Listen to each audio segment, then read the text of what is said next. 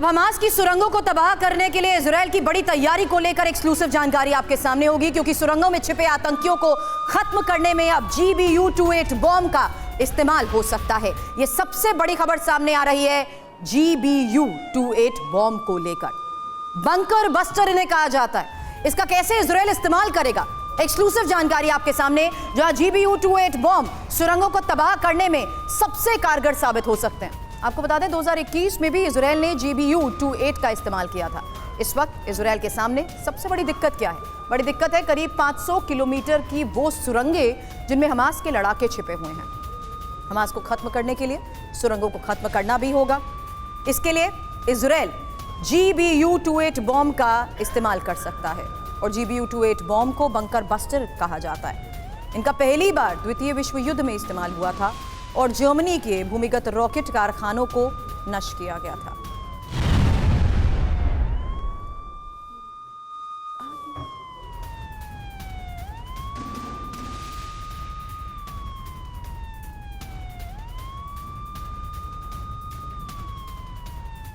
Bunker buster की खासियत भी हम बताएंगे।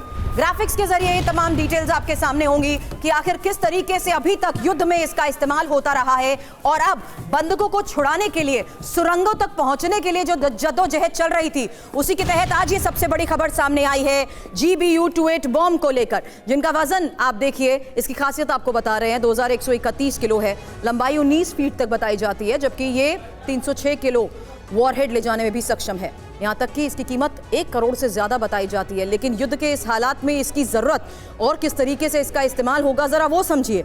लेजर सेंसर के जरिए 16 फीट गहरे कंक्रीट बंकर को यह बॉम्ब भेज सकता है। यहां तक कि GBU-28 बॉम्ब लेजर गाइडेंस से अपने लक्ष्य का पता लगाता है और टारगेट पर हिट करने के बाद बॉम्ब के अंदर रखा 1800 किलो बारूद भी भीषण विस्फोट कर सकता है। जो सुरंग के अंदर यह विस्फोट होता है, वहां कुछ भी सुरक्षित नहीं बचता, एक गहरा गड्ढा बन जाता है।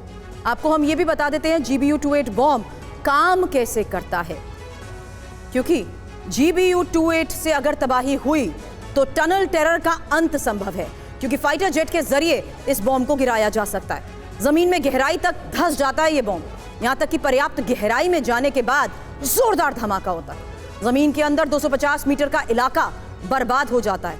यहां तक कि हमास की सुरंगों को तबाह करने में भी इसका इस्तेमाल संभव है। अब बंकर बस्टर्स को लेकर जिस तरीके से हम ये खबर बता रहे हैं, हमारे सहयोगी इस वक्त सुमित चौधरी, डिफेंस एडिटर, हमें ज्वाइन कर चुके हैं। सुमित, उन बंकरों तक, बंधकों तक पहुंचना जो चुनौती बनी हुई थी, उसी के तहत आज हम बात कर रहे हैं उन बंकर बस्टर्स को लेकर जिनका इस्तेमाल अब हो सकता है। क्या रणनीति इजराइल अपना रहा है? ग्राउंड फोर्स तो यहां इन इलाकों तक पहुंच गई है, लेकिन अब आगे और क्या?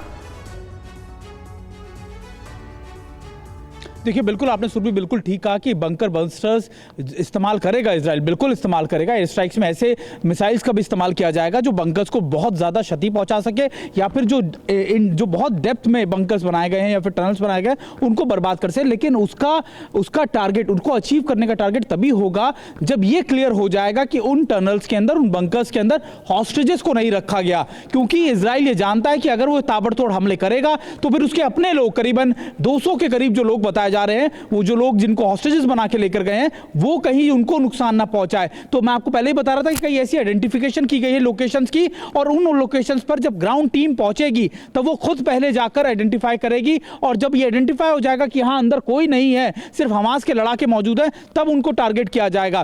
पहले ग्राउंड रिपोर्ट यानी पहले ग्राउंड सर्विलेंस किया जाएगा, उनके बारे में जानकारी हासिल की जाएगी, उनके बारे में लगातार उन लोकेशंस को आइडेंटिफाई किया जाएगा, और उसी के बाद इन बंकर बस्टर्स का इस्तेमाल भी किया जाएगा।